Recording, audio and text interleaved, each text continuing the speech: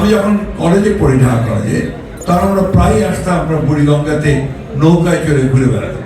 এখন সেই বুড়িগঙ্গার কাছেও যাওয়া যায় না। ফুটপাথগুলোকে পরিষ্কার করতে হবে যাতে জনগণের হাঁটার জায়গা হয়, পাশাপাশি হকারদেরকে যাতে পুনর্বাসন আমরা করতে পারি সেই বিষয়ে আমরা চিন্তা ভাবনা করছি।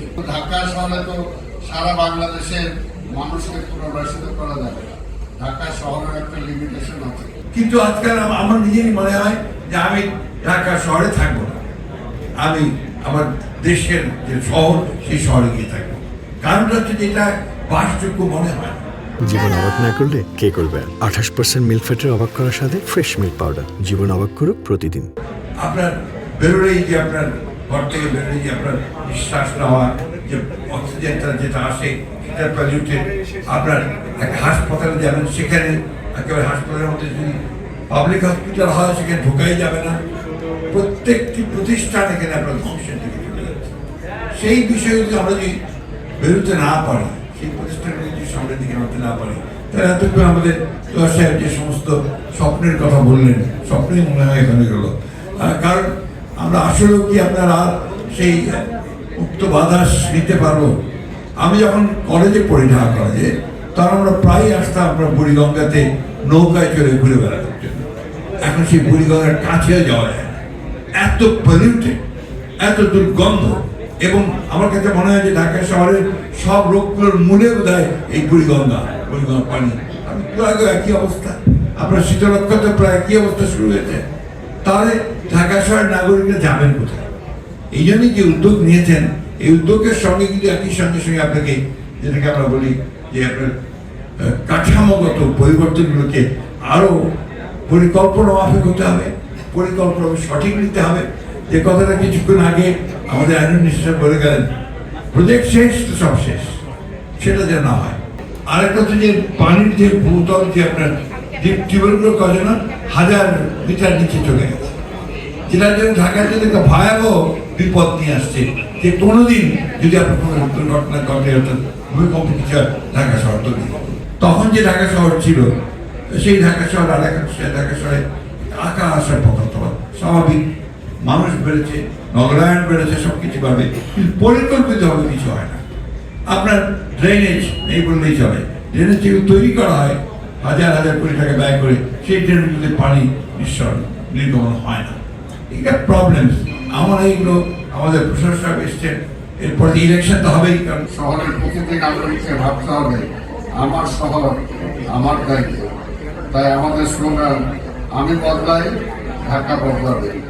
আজকে আপনারা জানেন যে আজকে ঢাকা শহরের সমস্যাগুলো যেগুলো ইতিমধ্যে আপনারা সবাই জানেন এবং কিছুটা উঠানোর জন্য চেষ্টা করেছেন। ঢাকা দক্ষিণ এটা বলা চলে আদি ঢাকার একটা অংশ। ঢাকার যতগুলো ঐতিহ্য বা এই জায়গা যদি আমরা দেখতে চাই, তাহলে এছাড়া পুরো এই ঢাকা দক্ষিণে সবকিছু অবস্থান করে। তাই আমরা চাই এই আদি ঢাকাকে তার পুরনো রূপ ফিরিয়ে দিতে। এটা সত্যি কথা যে ঢাকা শহর এক সময় সবুজে ভরপুর ছিল, ফুলের বাগান ছিল, এখন কিন্তু আজকে সেই অবস্থা নেই। সেই অবস্থাটা ইচ্ছা করলে আমরা যদি সবাই সমষ্টিগতভাবে ইচ্ছা করি তাহলে কিন্তু সেটা সম্ভব। পাশাপাশি আজকে জলবদ্ধতা, আজকে মশার সমস্যা, আজকে হকার সমস্যা, আজকে রিক্সার সমস্যা, এগুলো কিন্তু আমাদের সমস্যা। কাজে এইগুলো আমি আপনাদের সবার অংশগ্রহণ চাই। এরপরে আমরা যখন সেমিনার করবো, রিক্সাওয়ালাদের মতামত আমরা জানবো, হকারদের মতামত জানবো। মাননীয় প্রধানমন্ত্রী অনেক মানবিক, কাউকে তিনি উচ্ছেদ করতে চান না, তিনি পুনর্বাসন করতে চান। কিন্তু পুনর্বাসন করতে যে শুধু ঢাকা শহরে তো সারা বাংলাদেশের মানুষকে পুনর্বাসিত করা যাবে না, ঢাকা শহরের একটা লিমিটেশন আছে।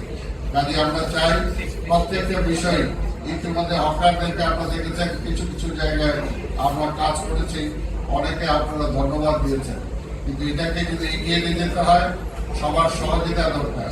সারা ঢাকা শহরটাকে হকারে পরিপূর্ণ করা যাবে না, সারা ঢাকা শহরটাকে রিক্সা শহর বানানো যাবে না। আজকে ফুটপাথগুলোকে পরিষ্কার করতে হবে যাতে জনগণের হাঁটার জায়গা হয়, পাশাপাশি হকারদেরকে যাতে পুনর্বাসন আমরা করতে পারি সেই বিষয়ে আমরা চিন্তা ভাবনা করছি। আজকে যে ডিএনডি বাঁধের কথা বললেন, এটা সত্যি কথা যে আজকে একটা গলার কাটা ঢাকা শহর, ঢাকা বিশেষ করে ঢাকা দক্ষিণে জলাবদ্ধতা, যে পানি নিষ্কাশনের যে ওয়েগুলো ছিল আজকে সব বন্ধ হয়ে গেছে, খালগুলো সব বন্ধ হয়ে গেছে। সেই কারণে আজকে জলাবদ্ধতার শহর আজকে ঢাকা শহর হয়েছে। আপনারা শুনে নিশ্চয়ই খুশি হবেন যে মাননীয় প্রধানমন্ত্রী এই ব্যাপারে এই 2-3 দিন আগেই এই ডিএনডির ব্যাপারে যে আমাদেরকে সাথে বসেছেন যে কিভাবে এই সমস্যার সমাধান করা যায়, কোথায় কি জটিলতা আছে।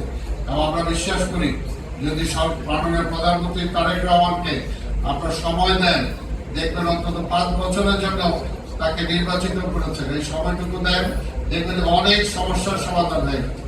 সময় তো দিতে হবে কাজ করার, কাজের সুযোগটা না দিয়ে এখনই যদি আমরা সমালোচনা শুরু করি, তাকে ফেলে দেওয়ার চিন্তা ভাবনা করি, তাহলে তার দেশ সামনে থেকে যাবে না।